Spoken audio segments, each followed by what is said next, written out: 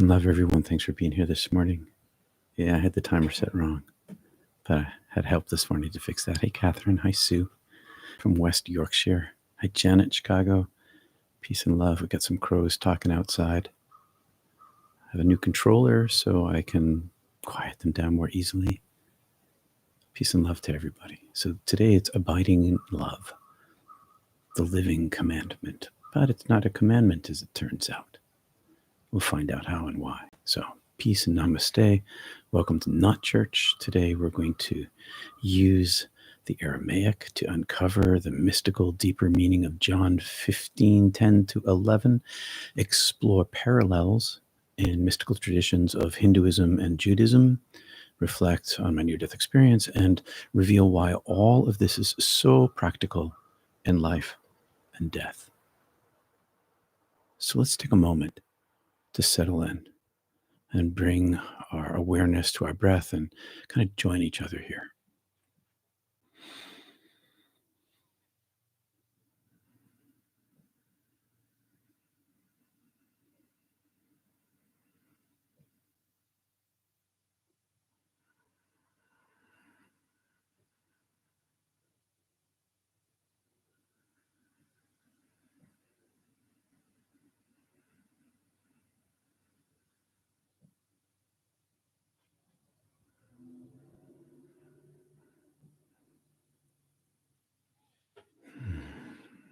Thank you. Hey, Amy. Hey, Sean. Martha. Always, as we say, where I'm from, Martha. Let's take a moment. Oh, we did that. Joshua's words in John 15:10-11 invite us into a profound intimacy, not with doctrine or law or commands, but with love with a capital L itself. The essence of his message isn't about obedience in the traditional sense that you may have learned in church, but about being drawn into and consumed by the divine force of love. And this love, it isn't earned through compliance. It is an ever-present reality, capital R, a primordial force, capital P, capital F, a reality and primordial force inviting us to dwell within it. To dwell in love is to surrender to it, allowing ourselves to be shaped, nurtured, and carried by its currents, like branches sustained by a vine. Yeshua speaks of commandments in the Greek, but these commandments aren't a list of rules to be obeyed. They are the living embodiment of love, which is expressed and demonstrated and given freely. In Aramaic, the word for commandments isn't commandment, it's pukdana.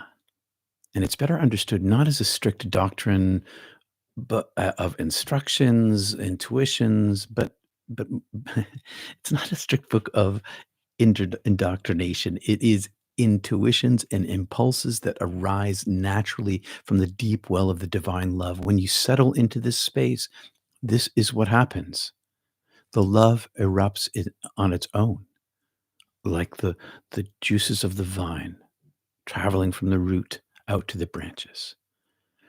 They're not imposed from the outside, but flow from within, guided by love, directing the soul. Yeshua exemplifies this in his life, living completely within the love of Allah. Remember the word Allah? It's the Aramaic word for Allah. It's related to that word, but it's the word that Jesus would have used. The Allah. This exemplification of him showed his disciples what it meant. And he invites us to do the same, not someday, not at the end of our journey, when we're going to find out the truth anyway, not at our death, but in this very moment, in this breath that you take in right now.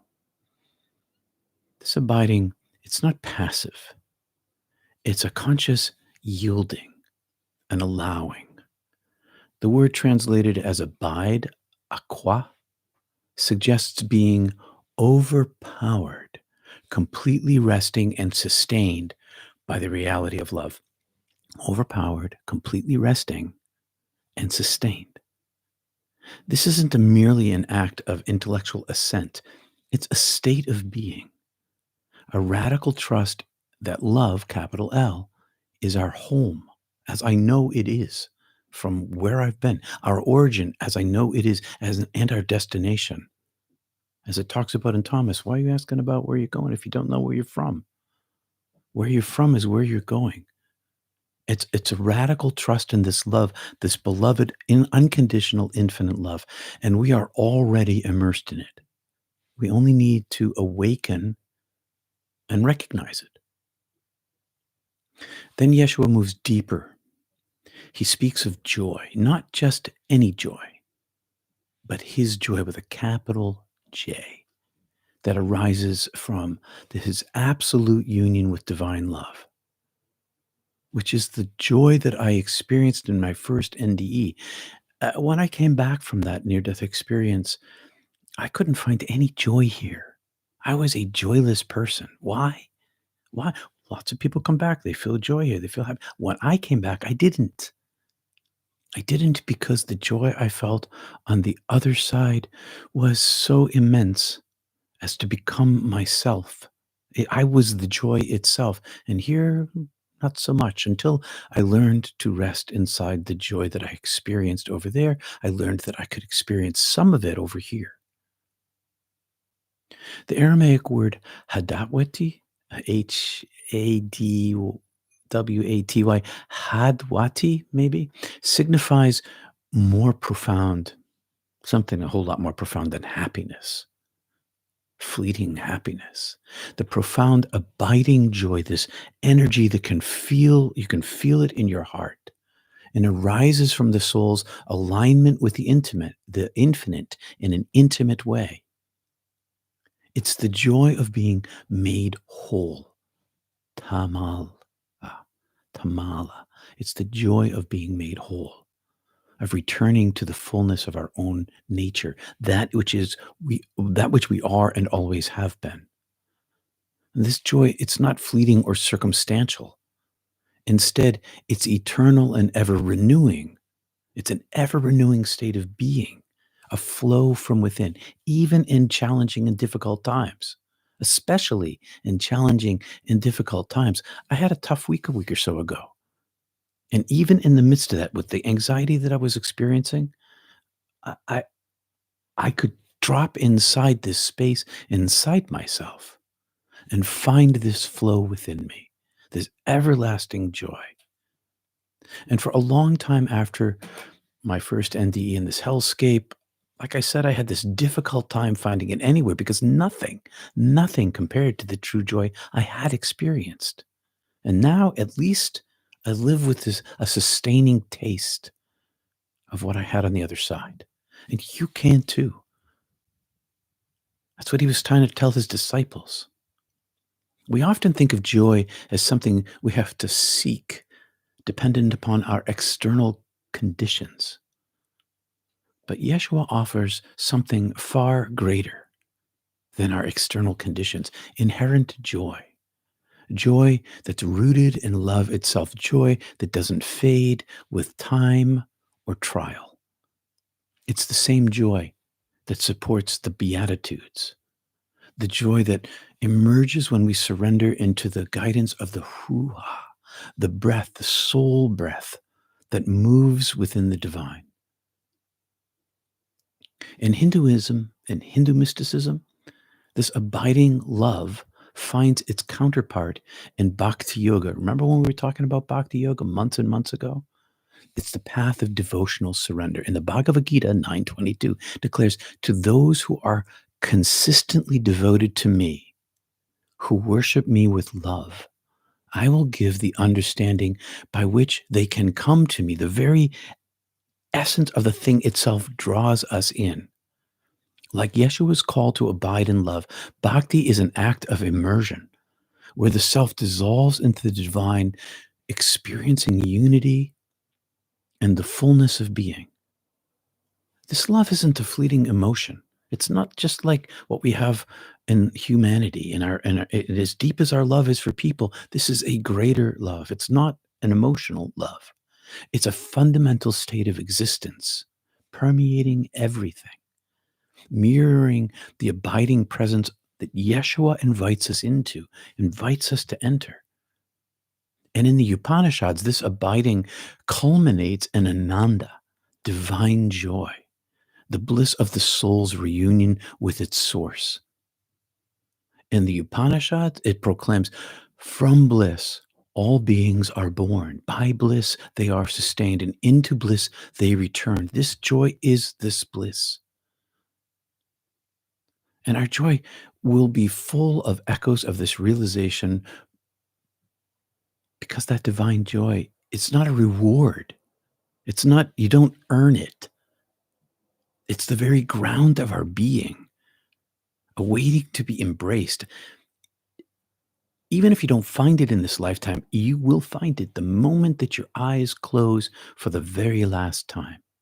At your last breath, the beloved awaits to embrace you. And in Jewish mysticism, it also speaks of this abiding divine love through devkut, the practice of clinging to God.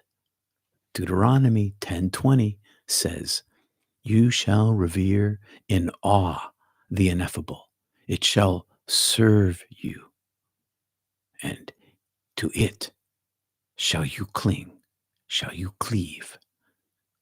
This cleaving, it's not a rigid adherence to rules and regulations or doctrines or dogmas, but an attachment to love, an ever deepening union with the divine. And in the Zohar, it teaches one who loves the divine cleaves to the light of the infinite, to the Ein Sof.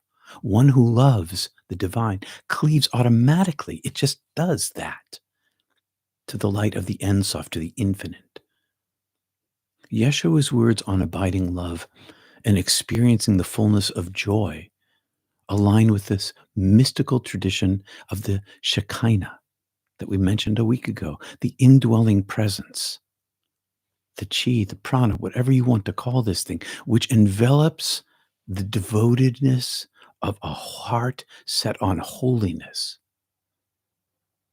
In the Psalms 16:11, we hear the same joy promised.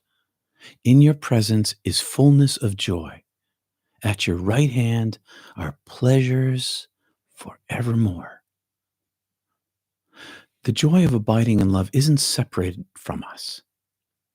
It awaits us. It's already present, calling us home, which is why we practice the meditative life. And once more, we find the same mystical truth in worldwide mystical traditions. So, what does it mean to abide in love? It means to stop resisting what already exists. It means to allow ourselves to be held, to recognize that we're already part of the vine. And how do we do that? It's the inward journey and the outward service. We're already connected to Source, capital S. It means to let the the commandment of love. It's not. He's not telling us to. He's not commanding us to be obedient, but he's saying, let the love free. And it's not about rules, not about dogma. It's about living, breathing love, so that it flows through us and guides. And here's the practicality of it: it will guide our every thought, word, and action, especially during these times. And in this abiding, we discover the joy Yeshua promises. It's not a fleeting joy of happiness, but a complete, radiant energy of inner knowing that we are and have always been at home in the infinite love of Allah, to the beloved above, to the one who loved us first before we loved it. It is the structure of the universe. It's inside of everything there is. Now, not later, not just at the end, right now. And of course, at the end, at death, we'll find a wild, unimaginable joy incomprehensible to us here. So great, so powerful, so wonderful, so fulfilling, permanent, connective. And that can be experienced here. And that's what he's been trying to, Yeshua was trying to tell his disciples. Let me grab a Bible here. I'll read it to you out of the Bible.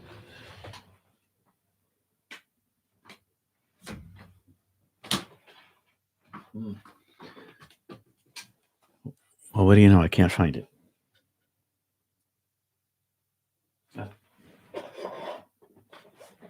There it is. I knew I had it back there. So this is what it says in the Greek, from the Greek to the English. If you keep my commandments, you will abide in my love. If you allow yourself to have the love living inside you, you will abide in that love. Once the door is opened, it speaks for itself. I've said these things to you so that my joy may be in you.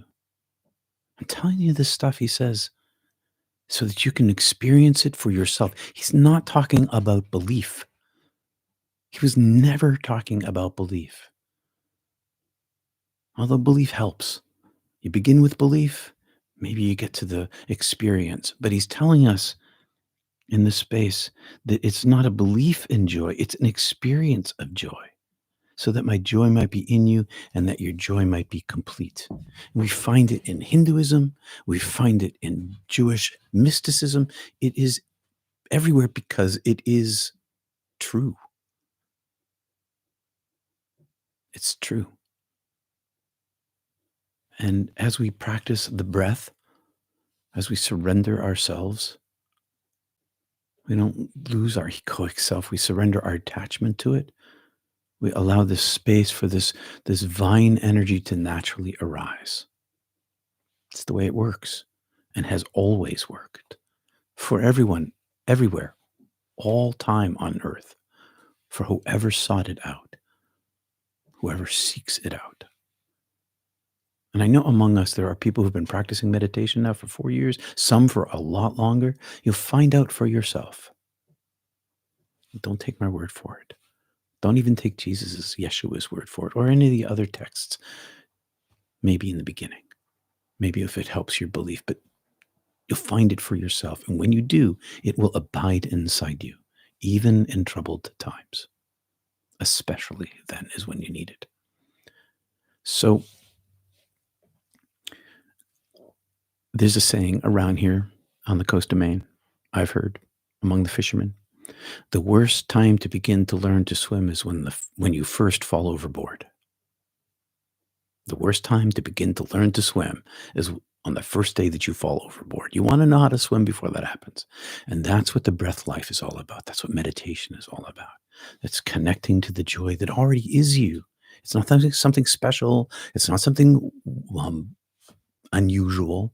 It's just nature. It's just us. Oh, thank you, Kristen, for the happy birthday and bon voyage.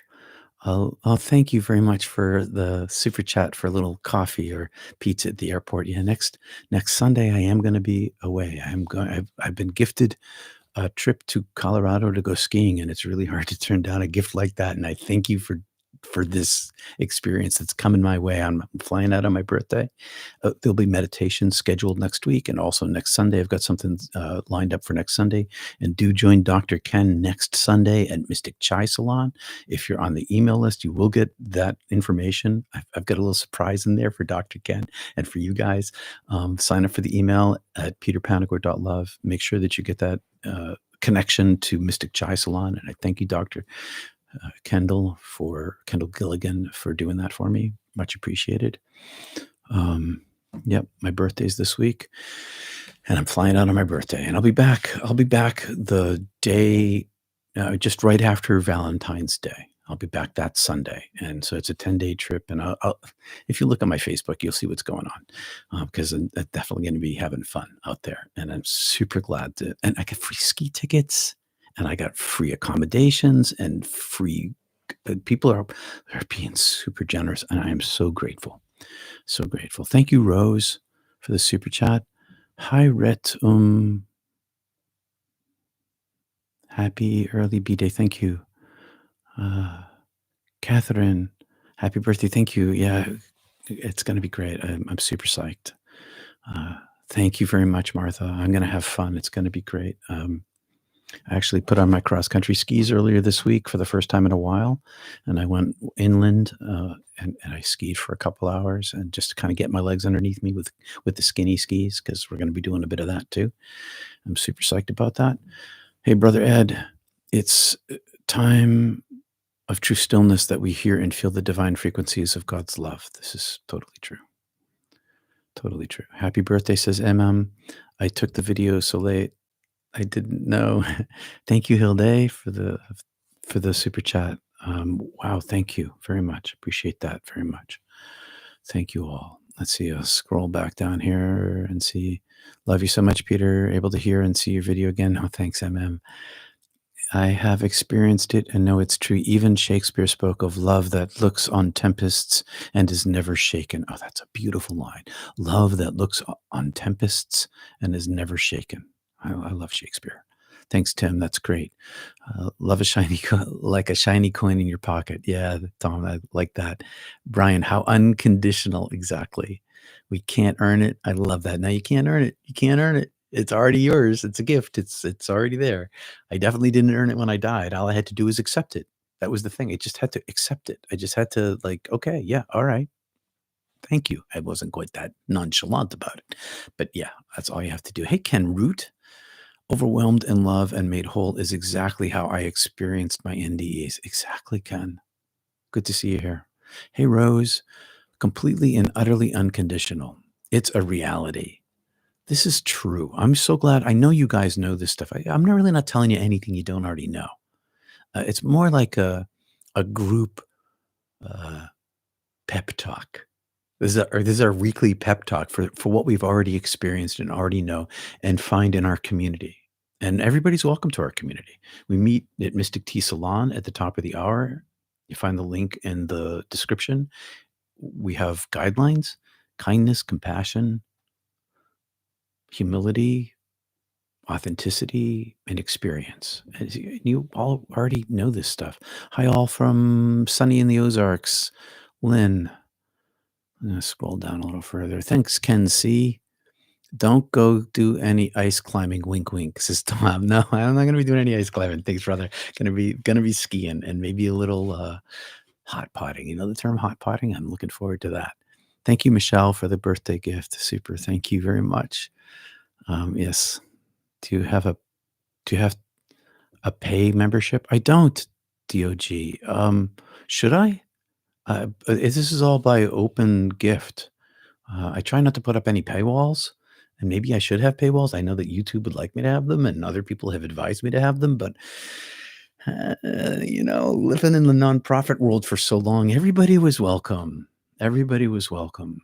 So I don't have a paywall, but you can feel free to donate if you wish to. That'd be great, and you can set up for regular disbursements through PayPal or mostly through PayPal or Patreon, and lots of people do, and I thank you for that. But I try to keep it free, and I know that that's not good business, but it's spirituality, and so I thank you for that. Martha, not a paywall, but a membership to have a steady income. Oh, maybe I should have a membership to have a steady income. Yeah, namaste to you too, DOG. We should take that into consideration. Should maybe talk about that at Mystic Tea. Sorry, I did not mean to post all that. I was trying to delete it when I posted it myself. That's all right, David. I didn't even see it. Being protected by the Lord God is quite valuable. You will find success is within. This is totally true. Totally true. Success within. You will find success within. All right, my friends. We've got about 6 minutes to the Zoom group. Feel free to join us. Mystic Tea Salon. Everybody is welcome. It's an open forum of crowdsourced wisdom. I got a heck of a lot of light coming in here. I'm going to go quiet that down a little bit. All right. Peace and love. See you soon.